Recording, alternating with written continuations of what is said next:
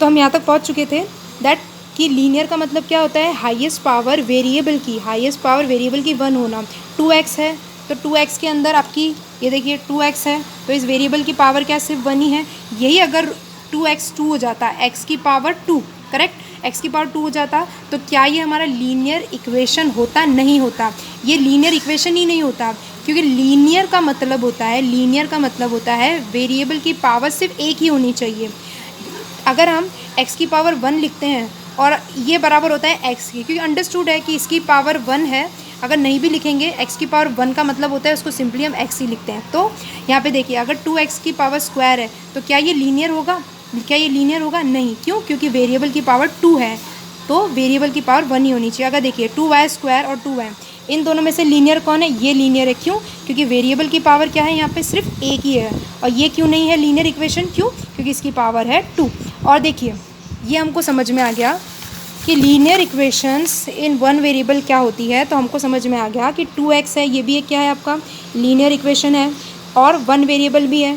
देखिए लीनियर भी है, लीनियर क्यों है? क्योंकि x की पावर 1 है, और लीनियर और इक्वेशन तो नहीं कह सकते क्योंकि अभी इक्वल्स टू का साइन लगा नहीं है, तो ये सिर्फ और सिर्फ क्या है? एक लीनियर वेरिएबल है आपका, राइट। ये भी लीनियर होगा क्योंकि x की पावर 1 है, यहाँ पे भी लीनियर होगा, y की पावर 1 ही है, z की पावर 1 है, तो ये भी लीनियर है, ये भी लीनियर है। अब देखिए these are not linear expansion. जो लीनियर एक्सपेंशन नहीं होते वो कैसे दिखते हैं? जैसे x स्क्वायर प्लस 1, x की पावर 2 आ गई है तो ये लीनियर होगा? नहीं। y प्लस वाई स्क्वायर, यहाँ पे देखिए इस पूरे एक्सप्रेशन में, इस एल्जेब्रिक एक्सप्रेशन में y की हाईएस्ट पावर कितनी है? 2, तो ये भी नहीं होगा। 1 plus Z square plus z की पावर 3, तो इस पूरे के पूरे एल्जेब्रिक एक्सप्रेशन में z की जो पावर है वो क्या है? आपकी 3 है, राइट। इस पूरे के पूरे एल्जेब्रिक एक्सप्रेशन में जो वेरिएबल की हाईएस्ट पावर है, देखिए वेरिएबल क्या है?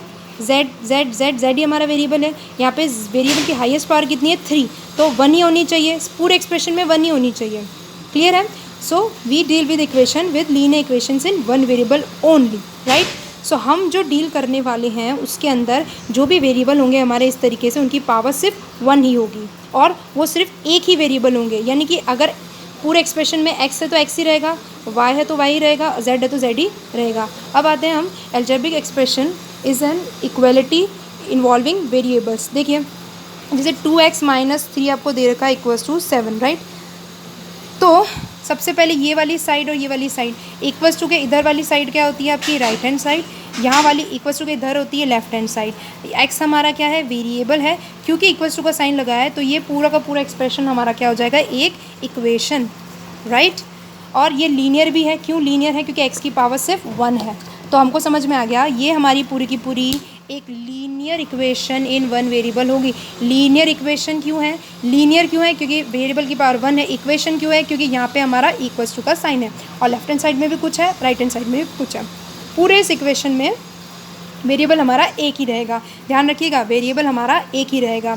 अगर इसको इस तरीके से हम लिखते that is 2y minus y equals to 8, तो ये भी हमारा क्या होता है? लीनियर इक्वेशन इन 1 वेरिएबल, क्योंकि वेरिएबल हमारा क्या है? सिर्फ एक ही है, राइट। 1 वेरिएबल ही है, y यूज़ किया है, z x तो कुछ यूज़ नहीं करा है, तो ये भी हमारा होगा लीनियर इक्वेशन इन 1 वेरिएबल। तो हमको सबसे पहले ये समझना था कि भाई लीनियर इक्वेशन क्या होती है, 1 वेरिएबल क्या होते हैं, और ये पूरा मीनिंग हमने यहाँ तक कवर किया है।